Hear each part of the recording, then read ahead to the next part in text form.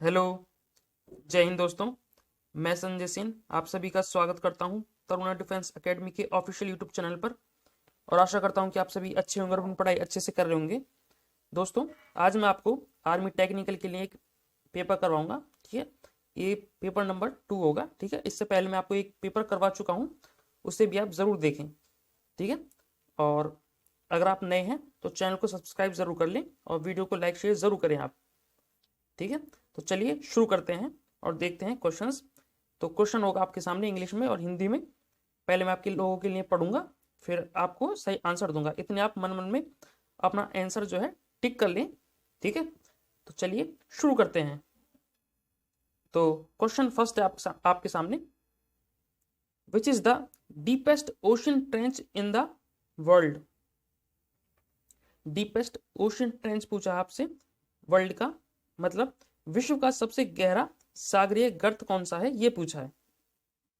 ठीक है, तो ऑप्शन है आपके सामने। ऑप्शन ए सुंडा गर्त, ऑप्शन बी मैरियाना गर्त, ऑप्शन सी ए और बी यानी सुंडा गर्त और मैरियाना गर्त, या ऑप्शन डी इनमें से कोई नहीं। ठीक है, तो दोस्तों आपको पता होना चाहिए, ये काफी इंपॉर्टेंट क्वेश्चन है और आपको पता होना चाहिए कि विश्व का सबसे गहरा गर्त कौन सा है। तो इसके लिए जो सही आंसर होगा वो होगा आपका ऑप्शन बी, मारियाना गर्त। ऑप्शन बी करेक्ट हो जाएगा यहाँ पे।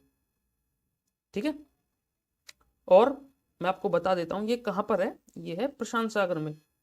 ठीक है, प्रशांत सागर में है ये। और इसके अलावा आपको पता होना चाहिए इसकी गहराई कितनी है।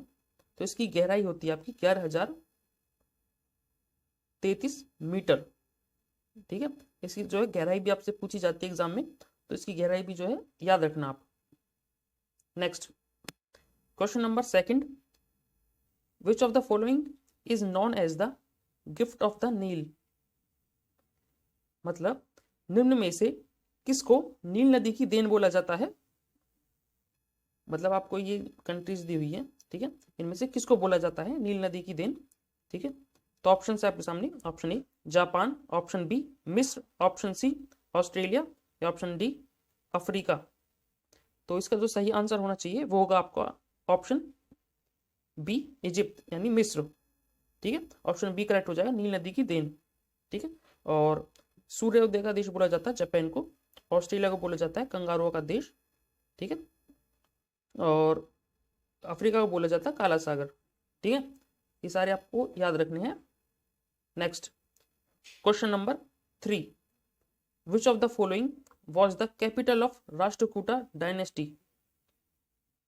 मतलब राष्ट्रकूट वंश की राजधानी निम्न में से कौन सी थी, यह पूछा है।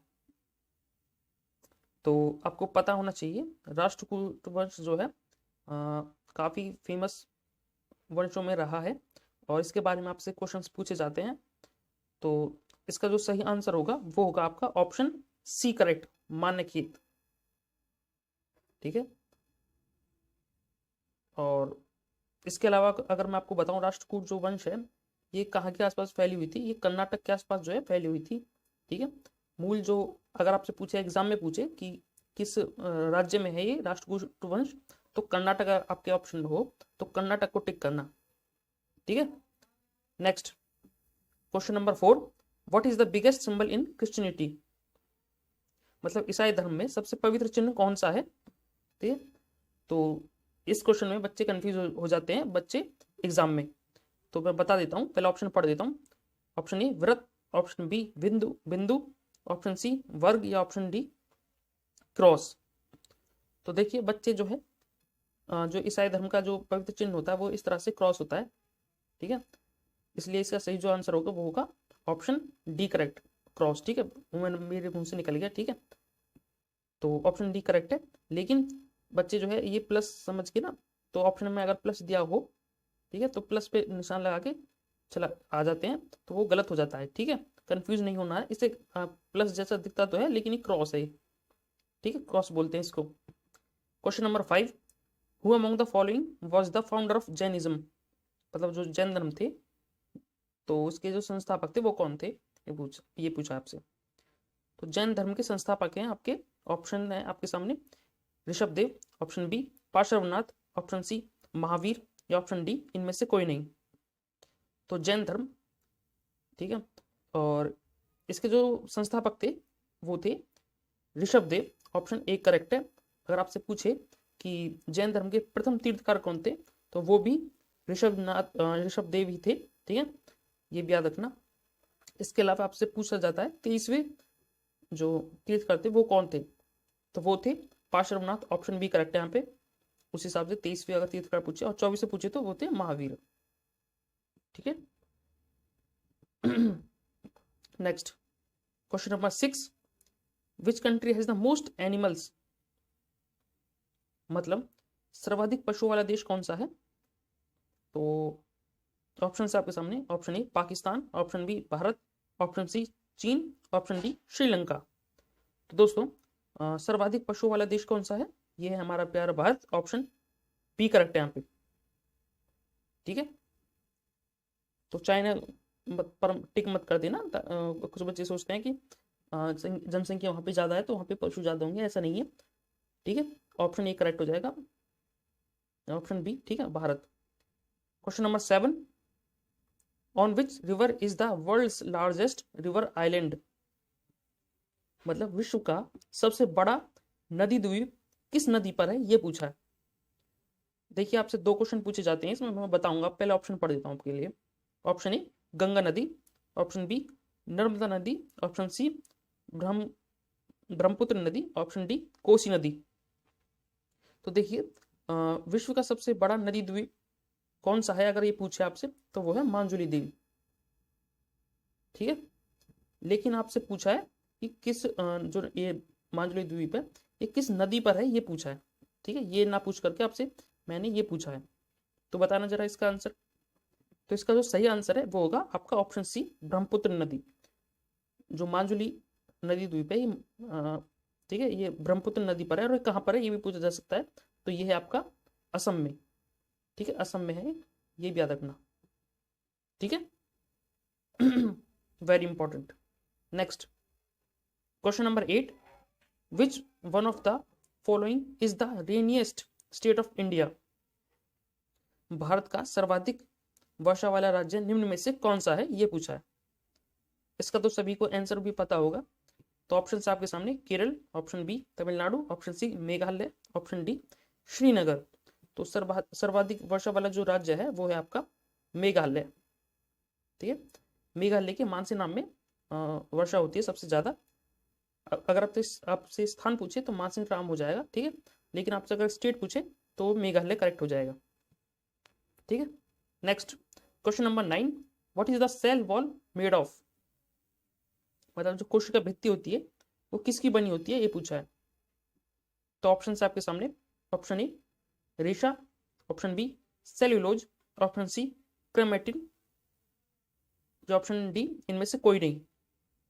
तो ये काफी इंपॉर्टेंट क्वेश्चन है। कोशिका भित्ति जो होती है वो किस चीज की बनी होती है, वो बनी होती है आपकी ऑप्शन बी सेल्यूलोज की, ठीक है, very important. Next question number 10, which of the following colours does chlorophyll acquires from light, जो क्लोरोफिल होता है वो निम्न में से कौन सा रंग प्रकाश से ग्रहण करता है, ये पूछा है। तो देखिए जो क्लोरोफिल है वो प्रकाश से कौन कौन से रंग लेता है, ठीक है। तो आपसे ऑप्शन ये दिए हुए हैं, बैंगनी रंग, लाल रंग, नीला रंग या उपरोक्त सभी। तो इसका जो सही आंसर हो जाएगा वो हो जाएगा आपका ऑप्शन डी करेक्ट, ठीक है। क्लोरोफिल के लिए जो प्रकाश से रंग लेता है, ठीक है, वो लेता है बैंगनी रंग यानी जिसे वॉलेट रंग बोलते हैं, और लाल रंग और नीला रंग, ये तीनों लेता है, ठीक है। तीनों के नाम याद रखना।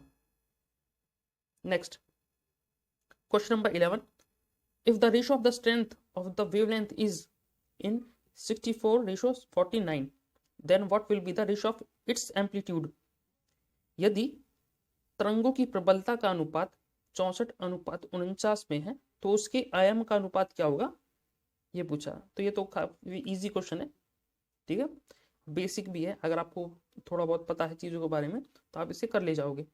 तो जो वेव की जो स्ट्रेंथ होती है उसका स्क्वायर रूट होती है जो एम्पलीट्यूड होता है, ठीक है। तो इसका स्क्वायर रूट करोगे इन दोनों का, 64 और 49 का, तो ये हो जाएगा 8:7, ठीक है। तो ऑप्शन सी करेक्ट हो जाएगा यहाँ पे, ठीक है। आई होप ये क्वेश्चन आपको समझ में आया होगा, ठीक है।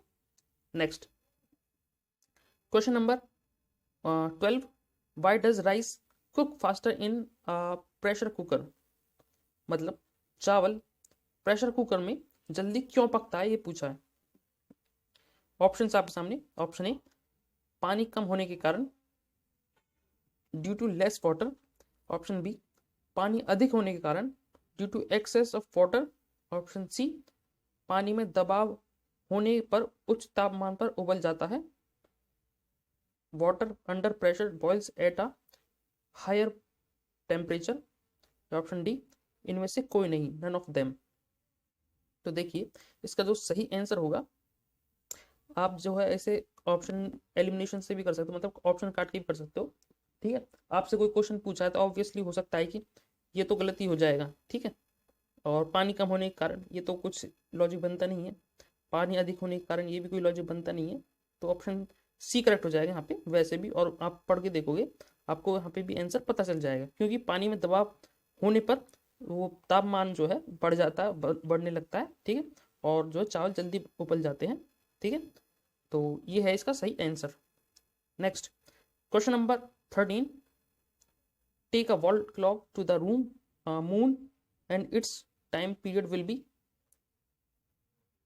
मतलब एक दीवार घड़ी को चंद्रमा पर ले जाने पर उसका जो समय काल होगा वो क्या होगा।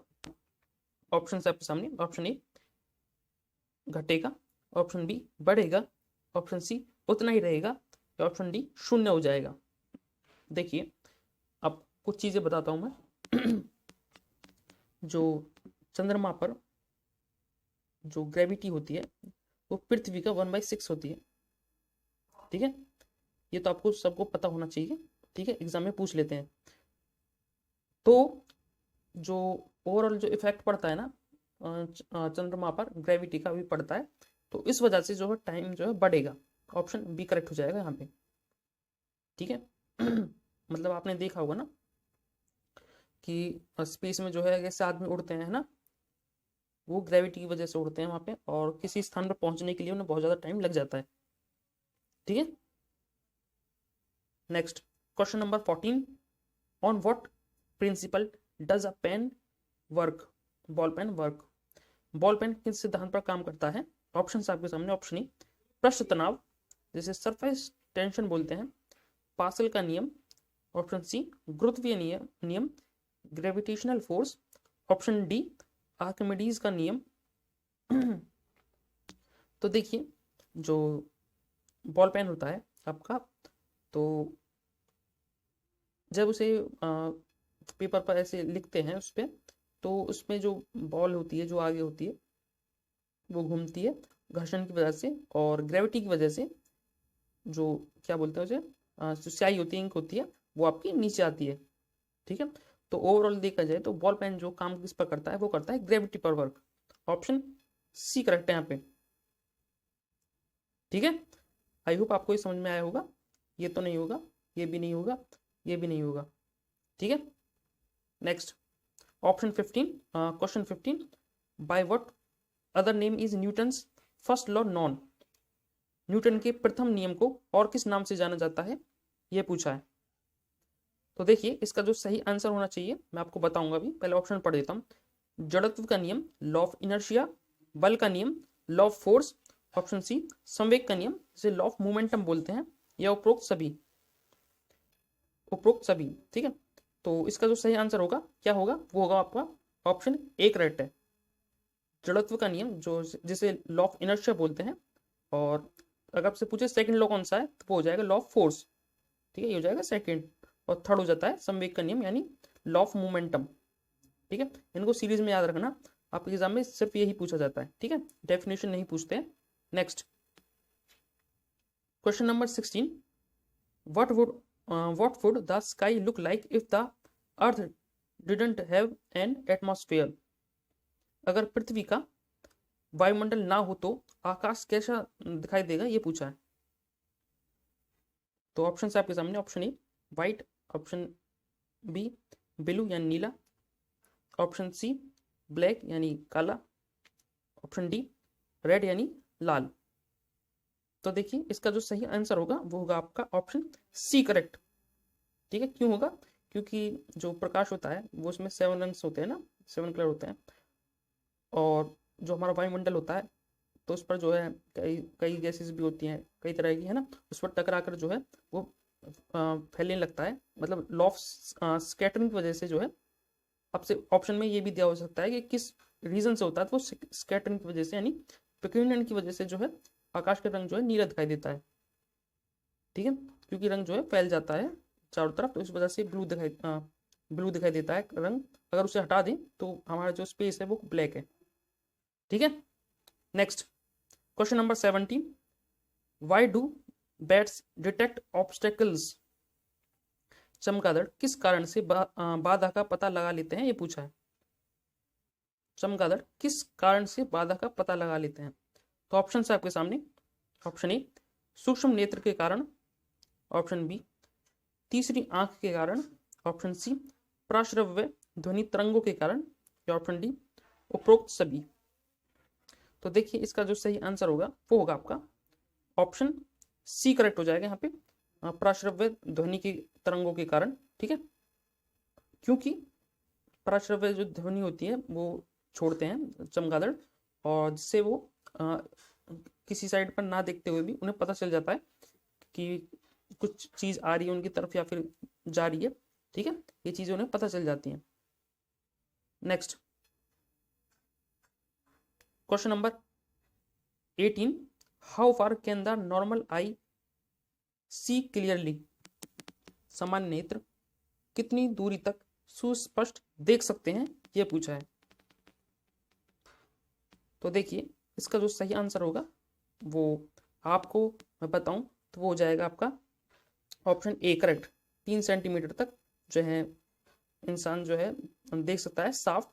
ठीक है, याद रखना। Next question number 19, what is 0 degree kelvin equal to? मतलब 0 केल्विन डिग्री जो केल्विन होता है वो किसके बराबर होता है? तो देखिए ये किसके बराबर होता है, ये ऑप्शन आपके सामने, 0 degree Celsius, option B 4 degree Celsius, option C 273 degree Celsius, option D -273 degree Celsius. तो इसका जो सही आंसर होगा वो होगा आपका ऑप्शन डी करेक्ट। ठीक है, -273 डिग्री सेल्सियस होता है। ठीक है, और पॉइंट्स में भी होता है वैसे थोड़ा सा, लेकिन इसका जो सही आंसर है वो यही है। ठीक है, next question number 20, who propounded the quantum theory? जो क्वांटम का सिद्धांत दिया था वो किसने दिया था, ये पूछा है। ऑप्शन आपके सामने, option A Einstein, option B Newton, option C Max Planck, option D Fleming. तो क्वांटम का सिद्धांत जो दिया था वो दिया था आपका ऑप्शन सी मैक्स प्लैंक ने। ऑप्शन सी करेक्ट हो जाएगा यहाँ पे। आइंस्टीन ने तो सापेक्षता का सिद्धांत दिया था, न्यूटन ने जो लॉ ऑफ जो ग्रेविटी का लॉ भी दिया था। ठीक है, न्यूटन ने, और क्या है इनका नाम, फ्लेमिंग। इनका आप खुद बताना मुझे। ठीक है, next question number 21, which of the following is a good conductor of electricity? Which of the following is a good conductor of electricity? निम्न में से क्या बिजली का सुचालक है, यह पूछा है। तो ऑप्शन आपके सामने, वायु, ऑप्शन बी कागज, ऑप्शन सी लकड़ी, या ऑप्शन डी ग्रेफाइट। तो इसका जो सही आंसर हो जाएगा वो हो जाएगा आपका ऑप्शन डी करेक्ट, यानी ग्रेफाइट। ठीक है, बिजली का सुचालक होता है ग्रेफाइट, ऑप्शन डी करेक्ट हो जाएगा। लकड़ी में जो है बिजली नहीं जा सकती, सूखी लकड़ी में, पेपर में भी आर पार नहीं जा सकती, वायु में भी नहीं जा सकती। शुष्क यहाँ पे होना चाहिए था शुष्क वायु, मतलब सूखी हवा में। ठीक है, तो ऑप्शन डी करेक्ट हो जाएगा इसका। Next question number 22, in what form is bleaching powder used in drinking water? पीने के पानी में ब्लीचिंग पाउडर का प्रयोग किस रूप में किया जाता है, ये पूछा है। तो इसका जो सही आंसर होना चाहिए, मैं ऑप्शन पढ़ देता हूँ। रोगाणुनाशी के रूप में यानी जर्मिसाइडल के रूप में, प्रतिजैवी के रूप में यानी एंटीबायोटिक्स के रूप में, ऑप्शन सी प्रतिरोधी के यानी रेजिस्टेंस के रूप में, ऑप्शन डी स्कंदक यानी कोगुलेंट। तो इसका जो सही आंसर होना चाहिए, ब्लीचिंग पाउडर को पानी में क्यों मिलाते हैं, ताकि जो पानी की जो है जो रोगाणु है वो नष्ट हो जाए और बीमारी ना लगे उसमें, क्योंकि कीड़े बीड़े भी आ जाते हैं ना, उसे दूर करने के लिए ऑप्शन ए करेक्ट हो जाएगा यहाँ पे। एज ए जर्मिसाइड यूज करते हैं ब्लीचिंग पाउडर को पानी में, ठीक है। Next question number 23, which of the following gas is filled by an electric bulb. बिजली के बल्ब में निम्न में से कौन सी गैस भरी जाती है, ये पूछा है। तो ऑप्शन से आपके सामने oxygen, option B argon, option C nitrogen, option D carbon dioxide. तो देखिए इसका जो सही आंसर होगा आपका वो होगा आपका ऑप्शन बी करेक्ट, यानी ऑर्गन। ऑर्गन गैस भरी जाती है और इसका जो फिलामेंट होता है बल्ब का वो टंगस्टन का बना होता है, ठीक है, ये भी याद रखना। Next question number 24, which acid is used in batteries. ठीक है, जो बैटरीज होती हैं उसमें कौन सा एसिड प्रयोग होता है, ये पूछा है। यहाँ पे बैटरी शायद हिंदी में नहीं है, ठीक है। बैटरी में कौन सा एसिड प्रयोग होता है ये पूछा है। तो ऑप्शन है आपके सामने, option A hydrochloric acid, option B sulphuric acid, option C, option B इसमें रिपीट हो गया है, ठीक है। तो इसका जो सही आंसर है वो होगा आपका ऑप्शन बी करेक्ट हो जाएगा, सल्फ्यूरिक एसिड, ठीक है, याद रखना आप। Next question number 25, the colour of the Taj Mahal is turning yellow, what is the main reason for this. Taj Mahal का जो रंग है वो पीला हो रहा है, निम्न में से इसका मुख्य कारण क्या है, ये पूछा है। तो ऑप्शन आपके सामने, ऑप्शन ए ध्वनि प्रदूषण, ऑप्शन बी अम्ल वर्षा, ऑप्शन सी वनोन्मूलन, या ऑप्शन डी इनमें से कोई नहीं। तो इसका जो सही आंसर होना चाहिए वो होगा आपका ऑप्शन बी करेक्ट, ठीक है, एसिड रेन इसका जो है सही आंसर हो जाएगा। क्यों होगा, क्योंकि एसिड रेन में जो है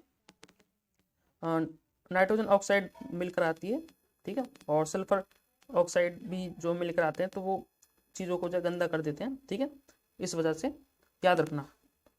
नेक्स्ट अभी आपके मैथ के क्वेश्चंस जो हैं स्टार्ट हो गए हैं, तो करते हैं मैथ के क्वेश्चंस।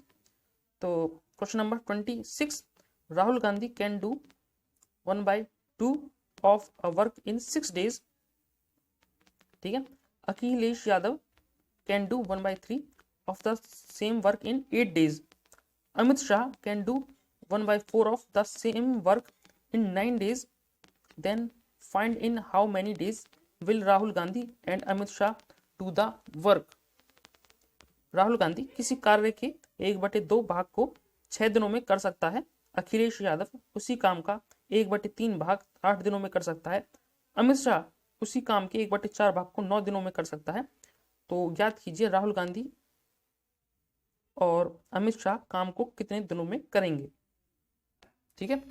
तो इसको मैं लगा देता हूँ पहले साइड में, और इसका जो है सही तरीका बताता हूँ आपको सॉल्व करने का।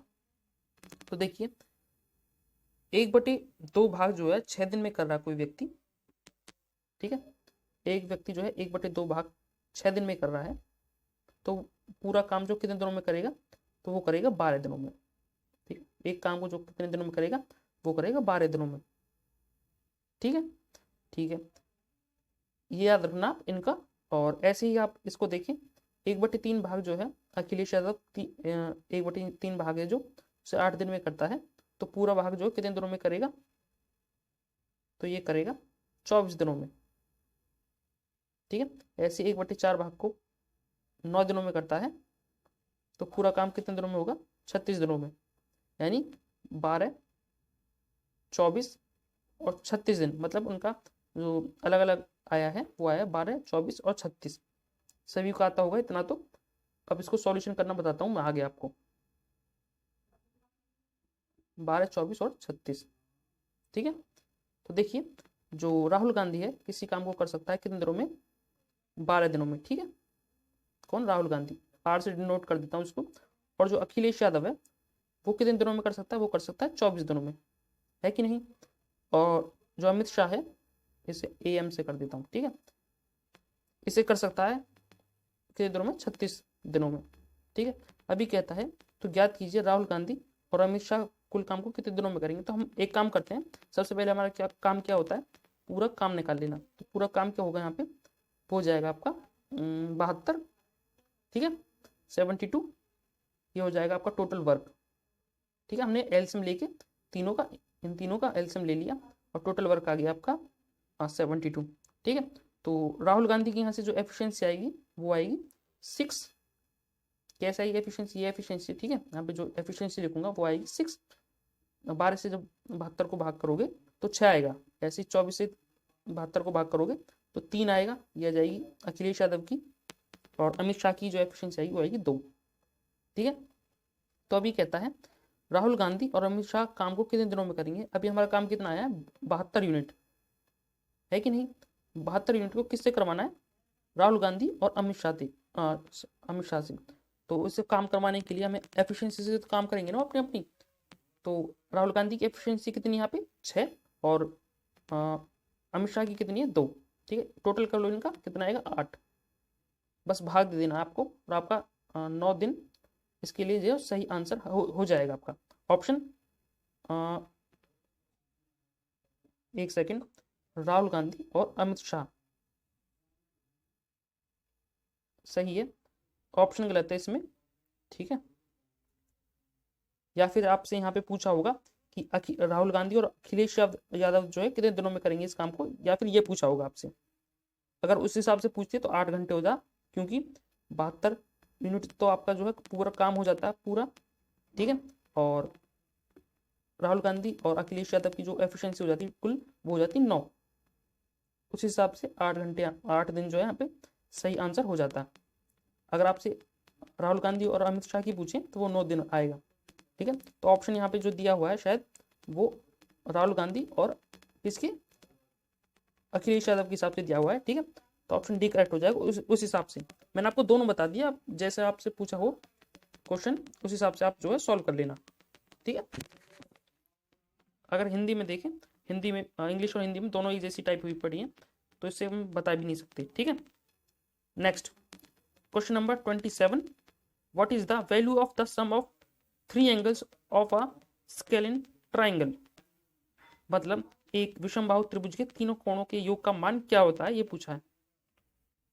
तो देखिए चाहे त्रिभुज को कैसा भी हो, ठीक है, चाहे वो कैसा इक्विलेटरल ट्रायंगल हो, स्केलिन हो, ठीक है, चाहे राइट एंगल ट्रायंगल हो, चाहे कैसा भी ट्रायंगल हो, उसकी जो सम होता है, ठीक है, कोणों का, एंगल्स का, वो हमेशा 180 होता है। तो ऑप्शन सी करेक्ट हो जाएगा यहाँ पे, ठीक है। आपको ज़्यादा सोचना है नहीं, आपको सिर्फ आपको पता होना चाहिए ट्रायंगल के जो सम होता है कोणों का वो हमेशा 180 होगा, ये याद रखना। Next question number 28, Arvind crosses a road 250 metre wide in 75 seconds, find his speed. 250 metre चौड़ी सड़क को अरविंद जो है 75 सेकंड में पार करता है, उसकी चाल पूछिए आपसे कितनी होगी।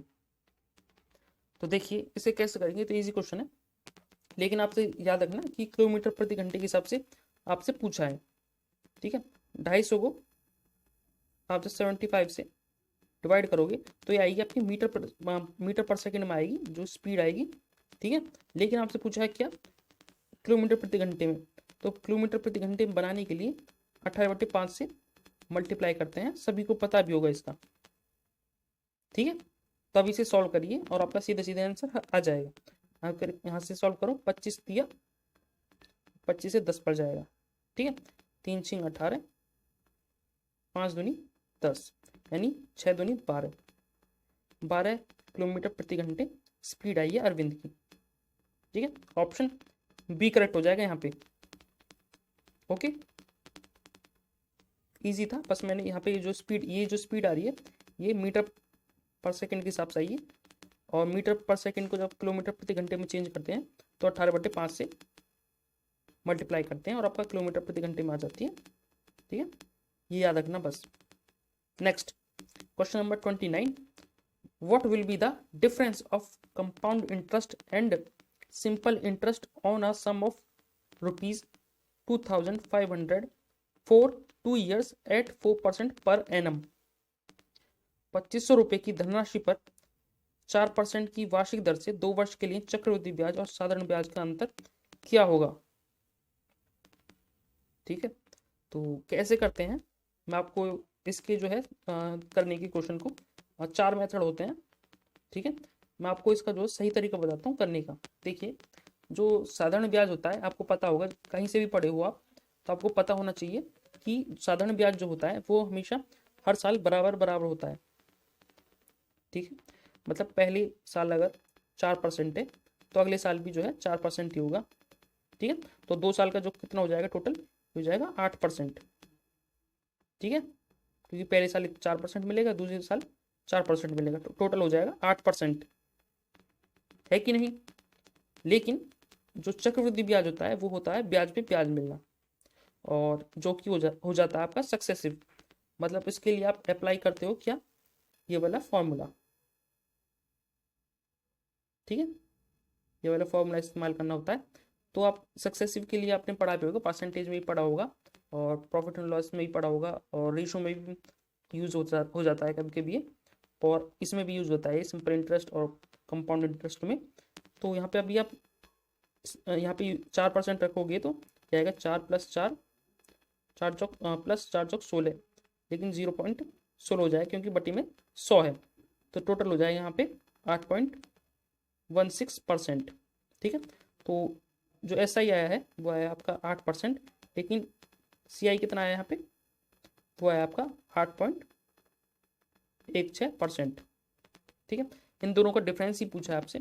इन दोनों का डिफरेंस देखें तो आप कितना आ रहा है यहाँ पे, यह आएगा आपका 0.16%। ठीक है, ये निकालना है आपको किसका, 2500 का।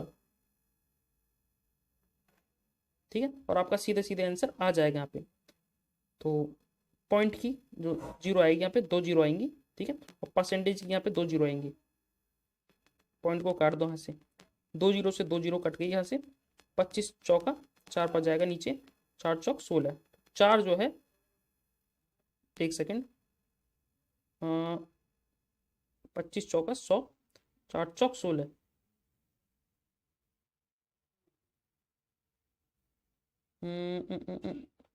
चार आएगा ना यहाँ पे, तो 4 इसका जो है सही आंसर आ रहा है।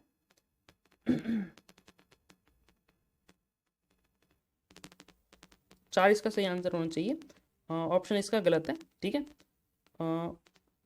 40 की जगह आप जो 4 कर लो यहाँ पे। ठीक है, ठीक है, नेक्स्ट क्वेश्चन देखते हैं। Question number 30, find the circumference of a circle of radius r centimetre, r centimetre त्रिज्या वाले अर्धवृत्त की परिधि ज्ञात कीजिए। तो अर्धवृत्त की परिधि पूछिए आपसे, इसका तो फॉर्मूला आपको याद ही होना चाहिए। इसका जो सही आंसर होगा वो होगा आपका ऑप्शन ए करेक्ट, यानी r पाई + 2 ये। ठीक है, आपको याद होना चाहिए ये। ठीक है, next question number 31, find the average of all the even numbers between 21 and 51। 21 और 51 के मध्य सभी सम संख्याओं का औसत क्या होगा, ये पूछा है। तो इसके मैं आपको 2 तरीके बताऊंगा। ठीक है, तो आपको औसत पूछा है, औसत कैसे निकालेंगे, तो इसका जो सही आंसर होना चाहिए वो हो जाएगा आपका ऑप्शन बी करेक्ट। कैसे, आपको औसत कैसे निकालते हैं आपको फॉर्मूला भी पता होना चाहिए। तो कैसे करते हैं, फर्स्ट जो संख्या होती है वो और जो अंतिम संख्या होती है वो, उन दोनों का डिफरेंस ऐड करके, है कि नहीं? तो दोनों को ऐड करोगे तो 21 और 51 क्या होता है, 21 + 51 क्या होता है, ये हो जाएगा आपका 72। ठीक है, इसे 2 से भाग दे दो, 36 जो है आपका सीधे सीधे आंसर आ जाएगा यहाँ पे। ठीक है, आई होप आपको ये क्वेश्चन समझ में आया होगा। दूसरा जो तरीका है इस क्वेश्चन को करने का, आप जो है बेसिक से मैं अगर आपको बताऊं इस क्वेश्चन को, वो काफ़ी बड़ा हो जाएगा इस छोटे से क्वेश्चन को करने में ही, ठीक है, इसलिए इसी को कर लेना आप, ठीक है। Next question number 32, the difference between a 2-digit number and the number obtained by the interchanging their digits will always be divided by, दो अंकों से बनी हुई संख्या तथा उनके अंक बदलने पर प्राप्त संख्या का अंतर हमेशा विभाज्य होगा किससे, ये पूछा है। तो इसका जो सही आंसर होगा वो होगा आपका ऑप्शन डी करेक्ट, वो 9 से डिवाइड होती है। क्या कह रहा है, मान लीजिए दो अंकों की कोई संख्या है 1 और 3, ठीक है।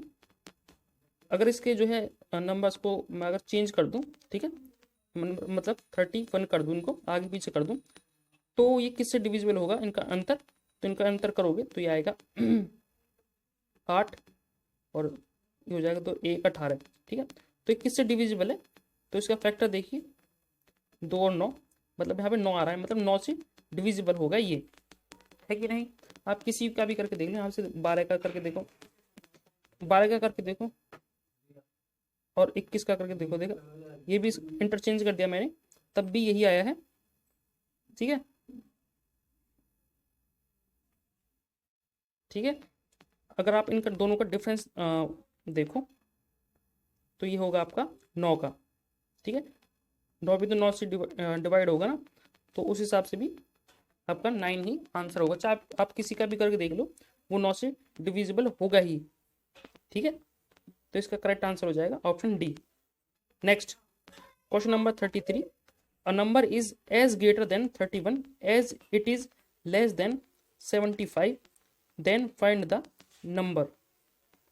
एक संख्या 31 से उतनी ही बड़ी है जितनी वह 75 से छोटी है, तो वह संख्या होगी। तो कैसे करेंगे इस क्वेश्चन को, देखिए एक्चुअली ये भी आपका एवरेज जैसा ही क्वेश्चन है, लेकिन इसका लैंग्वेज जो है अलग है। तो इसको कैसे करेंगे, दो तरीके हैं इसके भी करने के, दोनों बता देता हूँ मैं आपको।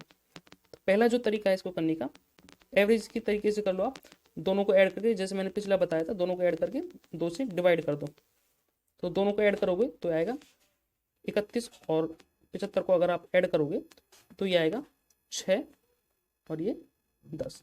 अगर आप इसे 2 से डिवाइड करते हो तो 53 जो है यहाँ पे सीधा सीधा आंसर आ जाता है, ठीक है। और दूसरा तरीका क्या है इस क्वेश्चन को करने का, दूसरा ही बता देता हूँ मैं। ये तो हो गया एवरेज से करने का, जो सभी आपको बताते ही हैं, ठीक है। और जो दूसरा तरीका है वो मेरा तरीका, कैसे करेंगे इस क्वेश्चन को, देखिए जो फर्स्ट टर्म है 31, इसको लिख लीजिए, प्लस आपको करना क्या है, इन दोनों का जो डिफरेंस है, इन दोनों का डिफरेंस कर लीजिए आप। इन दोनों का जो डिफरेंस आएगा वो आएगा 4 4, ठीक है, और इसे 2 से डिवाइड कर दीजिए तो ये 22 हो जाएगा, ठीक है। तब भी आपका आंसर जो है 53 ही आएगा, ठीक है, आंसर चेंज नहीं होगा फिर भी। तो मैंने आपको 2 तरीके बताए क्वेश्चन को करने के, ठीक है। ऑप्शन बी करेक्ट है यहाँ पे।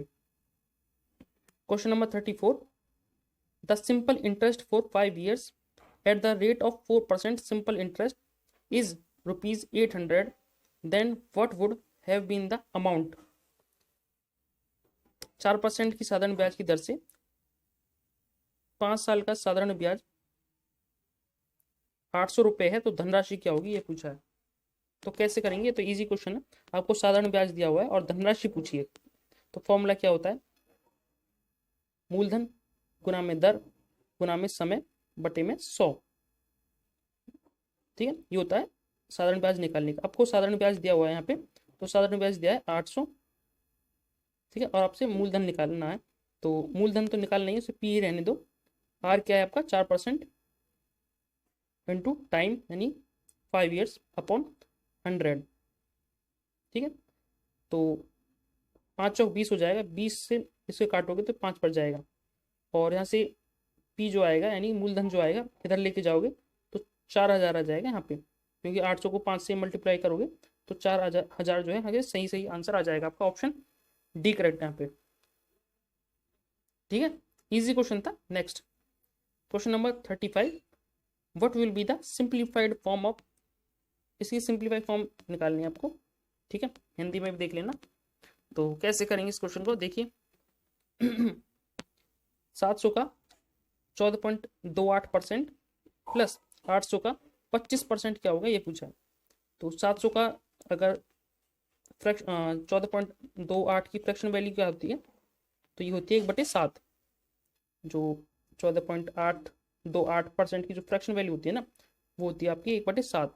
तो 700 का आपको 1/7 निकालना है, मतलब 700 का 1/7 निकालना है प्लस 800 का 25%। 25% की फ्रैक्शन वैल्यू क्या होती है, होती है 1/4, मतलब 800 का 1/4 निकालना है, 800 का 1/4 और इन दोनों को ऐड करना है बस। तो ये हो जाएगा 100 और ये हो जाएगा आपका 200। ओवरऑल जो आंसर आएगा आपका वो आ जाएगा 300। तो 300 इसका जो है करेक्ट आंसर होगा, ऑप्शन ए करेक्ट है यहाँ पे। ठीक है, next question number 35, find the square root of, इसका जो है आपको वर्गमूल निकालना है। तो कैसे करेंगे, तो देखिए ये दोनों तो आपके ऑप्शन हो ही नहीं सकते, क्योंकि 5 का जो पीछे जो होता है उसका 5 ही होता है ना। तो ये दोनों तो कट ही गए आपकी, तो इन दोनों में से ही आपका सही आंसर होना चाहिए। तो इसका जो शॉर्ट तरीका बताऊं अगर आपको करने का, तो देखिए ये है 45 यानी 40 के आसपास, और ये है 35 जो है 30 के आसपास। तो 40 से बड़ा है ना ये, तो आप एक काम करो 40 का स्क्वायर करके देख लो। तो 40 का जो स्क्वायर होता है वो इजी भी होता है निकालना, तो 16 से यहाँ पे स्क्वायर हो जाता है। ठीक है, तो ऐसे भी आप जल्दी निकाल सकते हो। और ये 16 से 40 से बड़ा है क्या छोटा, बड़ा है ना, तो ऑब्वियसली 40 से छोटा वाला आपका आंसर होना चाहिए, यानी 35। और ओवरऑल जो है आपका आंसर आ जाएगा, ऑप्शन बी करेक्ट है यहाँ पे। ठीक है, अगर आप इसे ऐसे करना नहीं चाहते हो तो मैं आपको बेसिक भी बता देता हूँ इसका करने का। तो इसको ऐसे आपको करना पड़ेगा, इसमें लिख दो आप 1225 को। ठीक है, कोई ऐसा नंबर चूज करना होता है जो, पहले तो आप इसका पेयर बना लो पीछे से 2 2 का। ठीक है, अभी कोई ऐसी संख्या लेनी है आपको और उसी संख्या से भाग कर मल्टीप्लाई करनी है जो इसके आसपास आए या फिर ये आए। अगर आप 3 लोगे, 3 को 3 से मल्टीप्लाई करोगे है ना, तो 9 आएगा। अगर 4 की लोगे तो 4 वो ज़्यादा हो जाएगा, 4 चौक 16 जाएगा ना। ठीक है, अब इनको घटा दो तो आएगा 3, और ऊपर जो पेयर है इसको पूरा का पूरा उतार लो। ये भाग नहीं है, ठीक है, इसे करने का तरीका यही है। तो पहली जो संख्या आई है वो आई है 3। अभी आपको इसको 2 गुना कर देना है, यानी 6 कर देना है। ठीक है, और अभी कोई ऐसी संख्या यहाँ लेनी है। ठीक है, यहाँ पे कोई ऐसी संख्या लेनी है जिसे उसी से जो है मल्टीप्लाई करने पर या तो ये आए या फिर इसके आसपास आए। तो हमें पीछे 5 दिख रहा है, तो हम 5 से मल्टीप्लाई करते हैं, 5 ऐड करते हैं इसमें और 5 से मल्टीप्लाई कर देंगे, तो हमारे पास 325 ही आएगा। ठीक है, मतलब हमने 5 लिया था ना हमने, तो 5 ही यहाँ पे लिख लेंगे। तो 35 इसका सही सही आंसर हो जाएगा, ऑप्शन बी करेक्ट है यहाँ पे। ठीक है, मैंने आपको बेसिक भी बताया और वैसे भी बताया, ऐसे भी कर सकते हो, और 2-3 तरीके और भी हैं करने के, वो भी सिखाऊंगा मैं आपको। Next question number 37, if Samar's income is 150% more than that of Mahesh, then by what percent Mahesh income is less than that of Mohan? यदि सुमेर की आय महेश से 150% अधिक है, तो बताइए महेश की आय मोहन से कितने प्रतिशत कम है। मतलब 2 व्यक्ति हैं, सुमेर और महेश। सुमेर की आय महेश से 150% अधिक है, मतलब अगर हम महेश की 100 माने तो 150% अधिक यानी 250 हो जाएगा, है ना। तो अभी पूछा है यहाँ से, तो बताइए महेश की आय, जो महेश की आय है ये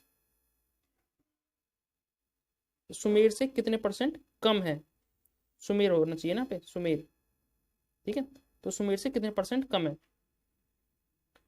तो कैसे करेंगे इस क्वेश्चन को, देखिए आप इन दोनों का डिफरेंस देखिए, 150 का है, लेकिन किससे कम के लिए बोल रहा है, मैं यहाँ पे कर देता हूँ। ठीक है, किससे कम होने के लिए बोल रहा है, ये बोल रहा है आपका सुमेर से। ठीक है, सुमेर यानी 250 और मल्टीप्लाई कर दो 100 से, बस इसे सॉल्व करो, आपका सीधे सीधे आंसर आएगा। जीरो से जीरो कट गई, 25 चौका 100, यानी 15 चौका 60, 60% जो है कम है मोहन की सुमेर से। ऑप्शन बी करेक्ट है यहाँ पे। ठीक है, आई होप आपको क्वेश्चन समझ में आया होगा। ठीक है, next question number 38, if tan 4 theta, अच्छा इसका पूछा है आपसे, और tan 3 थीटा की वैल्यू पूछी है, तो कैसे करेंगे इस क्वेश्चन को, समझने की कोशिश करना। तो देखिए tan a into tan b 1 कब होता है, जब a प्लस बी का जो सम है वो 90 डिग्री होता है। ठीक है, आपने 10th में ही पढ़ा होगा ये चीज, अगर नहीं पढ़ी है तो आप देख लीजिए। ठीक है, मैंने आपको प्रॉपर बता दिया। जब जब इन दोनों का सम 90 है, तो आप मतलब 4 थीटा और 2 थीटा की जो वैल्यू है ना, वो जो इन दोनों का सम है वो 90 डिग्री के बराबर है, तो इन दोनों का सम करते हैं तो हो जाएगा 6 थीटा, हो जाएगा 90 डिग्री के बराबर। ठीक है, तो थीटा की वैल्यू जो आ जाएगी यहाँ से वो हो जाएगी 15, 6 से काट दोगे ना तो 15 आ जाएगा यहाँ पे। ठीक है, ठीक है, लेकिन आपसे पूछा है tan 3 थीटा, और थीटा की वैल्यू 15 डिग्री है, तो 3 थीटा की वैल्यू हो जाएगी यहाँ पे 45। ठीक है, 45 डिग्री, तो tan 45 जो होता है 45 होता है, वो क्या होता है, वो होता है आपका 1। ठीक है, 1 होता है ना tan 45, तो ऑप्शन बी करेक्ट हो जाएगा यहाँ पे। ठीक है, आपको सिर्फ ये वाला फंडा पता होना चाहिए था, इस क्वेश्चन में आप कर ले जाओगे इस क्वेश्चन को। ठीक है, next question number 39, what will be the single discount of 10% and 20%, 10% और 20% की एकल छूट क्या होगी, ये पूछा है। तो इसकी जो छूट निकालने का जो फॉर्मूला होता है वो होता है आपका x plus y minus x into y upon 100। ठीक है, आपको पता भी होगा इसका, तो आप एक काम करिए, दोनों को पहले ऐड करना है, तो एक बार मल्टीप्लाई करके 100 से डिवाइड कर देना है। तो दोनों को ऐड करेंगे, 10% प्लस 20% प्लस माइनस आएगा ना, माइनस 10 इंटू 20 अपॉन 100, 2 जीरो से 2 जीरो कट जाएंगे। ठीक है, ये हो जाएगा आपका 30 माइनस ये 2 हो जाएगा, तो 28% जो है यहाँ पे सही सही आपका आंसर आ जाएगा। ऑप्शन डी करेक्ट है यहाँ पे। ठीक है, तो ऐसे ही करना है आपको एग्जाम में फटाफट से, और इस तरह के जब भी क्वेश्चन पूछे जाए आपसे तो आपको डायरेक्ट यही अप्लाई करना है। 4-5 तरीके और भी हैं इसे करने के, उसमें जाने की जरूरत है नहीं आपको। ठीक है, नेक्स्ट क्वेश्चन नंबर 40, कन्वर्ट मतलब 500% को भिन्न में बदलना है आपको। ठीक है, फ्रैक्शन में चेंज करना है, तो कैसे करेंगे, इसका जो सही आंसर होगा वो होगा ऑप्शन बी। तो करना कैसे होता है, 500% है ना, परसेंट है यहाँ पे, तो परसेंट को जो काट के यहाँ से इसको काट दो यहाँ से, बटे में 100 लिख दो यहाँ पे। ऐसे तो करते हैं ना, जब भी परसेंटेज को भिन्न में बदलते हैं तो परसेंटेज में जो होता है उसे नीचे कर देते हैं, 100 लगा देते हैं काट के, 0 से 0 काट दो यहाँ पे, 5 जो है यहाँ से सही सही आंसर आ जाएगा आपका। ऑप्शन बी करेक्ट है यहाँ पे। ठीक है, next question number 41, who propounded the atomic theory of matter, परमाणु के सिद्धांत का प्रतिपादन किसने किया था। तो ये तो टू द पॉइंट क्वेश्चन है, इसका जो सही आंसर है वो हो जाएगा आपका डाल्टन। ऑप्शन डी करेक्ट है। ठीक है, आपको ये सारे पता होना चाहिए कि परमाणु का जो है किसने खोज की थी, और इलेक्ट्रॉन की खोज किसने की थी, न्यूट्रॉन की खोज किसने की थी, प्रोटॉन की खोज किसने की थी। ठीक है, इनके बारे में आपको कंप्लीट पता होना चाहिए, आपको ऑप्शंस में जाने की जरूरत नहीं है। नेक्स्ट क्वेश्चन नंबर 42, यशद फ्लावर इज, यशद पुष्प है, ऑप्शंस हैं आपके सामने, zinc sulphate, zinc oxide, zinc blende, sulphur dioxide. तो यशद फ्लावर किसको कहा जाता है ये पूछा है, तो यशद फ्लावर कहा जाता है आपका ऑप्शन बी को, यानी जिंक ऑक्साइड को। ठीक है, इंपॉर्टेंट याद रखना, zinc oxide. Next question number 43, what smells like fruit, फलों जैसी गंध किसमें होती है। तो फलों जैसी गंध होती है आपकी, ऑप्शन है आपके सामने, option A ester, option B alcohol, option C sulphur, option D nitrogen. तो फल जैसी दुर्गंध किस में आती है? ये आती है आपकी ऑप्शन ए ईस्टर में। ठीक है, ऑप्शन ए करेक्ट है यहाँ पे। ठीक है, next question number 44, what is used to kill rats? चूहों को मारने के लिए किसका इस्तेमाल किया जाता है? तो चूहे मारने के लिए जो यूज होता है वो होता है आपका जिंक फॉस्फाइड। ठीक है, ऑप्शन सी करेक्ट है यहाँ पे, जिंक फॉस्फाइड। अगर आपको इसके बारे में सीधा पता है तो कर ले जाओगे, अदरवाइज आप कर नहीं पाओगे इस क्वेश्चन को भी। ठीक है, याद करके रखना है आपको, रट के रखना है इसको। Next question number 45, what is the chemical name of salt? नमक का रासायनिक नाम क्या है? नमक को कहते हैं NaCl, है ना, सोडियम क्लोराइड। तो सोडियम क्लोराइड कहां पर है देख लीजिए, ये हो जाएगा आपका ऑप्शन सी सोडियम क्लोराइड। ठीक है, इजी था। Next, the gas used to put out a fire is? आग बुझाने के लिए प्रयुक्त गैस है। तो आग बुझाने के लिए कौन सी गैस का यूज किया जाता है? तो ये किया जाता है आपका कार्बन डाइऑक्साइड का। ठीक है, याद रखना। तो कार्बन डाइऑक्साइड कौन सा है? तो ये है आपका ऑप्शन सी। ठीक है, ऑप्शन सी करेक्ट हो जाएगा यहाँ पे। Next, what causes iron to rust? लोहे को किस कारण जंग लगता है? तो किस कारण से लगता है? ऑप्शन आपके सामने, हवा, ऑप्शन बी प्रदूषण, ऑप्शन सी ऑक्सीकरण, ऑप्शन डी इनमें से कोई नहीं। तो लोहे को जो जंग लगने का रीजन है वो है आपका ऑक्सीडेशन, ऑप्शन सी करेक्ट है यहाँ पे। ठीक है, जो लोहा होता है वो ऑक्सीजन के साथ रिएक्ट कर जाता है, इस वजह से जो है लोहे पे जंग लग जाता है। ठीक है, next, what are in the nucleus of an atom? परमाणु की नाभिक में होते हैं, क्या होता है ये पूछा है। तो इसका जो सही आंसर है option A electron, option B neutron, option C proton, या ऑप्शन डी बी और सी दोनों। तो इसका जो सही आंसर है वो होगा आपका ऑप्शन डी करेक्ट, यानी बी और सी, यानी न्यूट्रॉन और प्रोटॉन। ठीक है, और इलेक्ट्रॉन जो होते हैं आपके वो आपके नाभिक के चारों ओर चक्कर लगाते हैं। ठीक है, next question number 49, what is the pH value of lemon? नींबू के रस का पीएच मान क्या है? तो नींबू का जो रस होता है वो होता है आपका ऑप्शन ए 2.5। ठीक है, पीएच मान जो होता है नींबू का वो होता है 2.5, 2.5 से 2.89 तक होता है। ठीक है, 8-9 तक, 9 भी मान लेते हैं। ठीक है, इतना भी होता है। ठीक है, याद रखना। Next, what is silicon?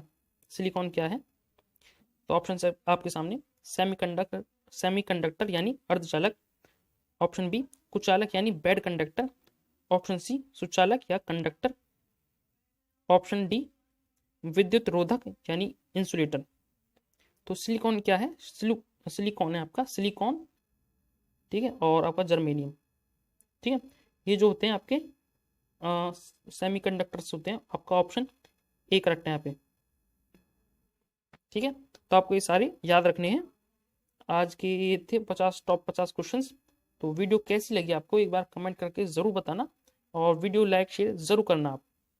ठीक है, क्या अच्छा लगा क्या बुरा लगा वो भी मुझे आप कमेंट करके ज़रूर बताना। ठीक है, तो आज के लिए बस इतना ही। Okay, bye, thank you, all the best for your exams दोस्तों, बाय।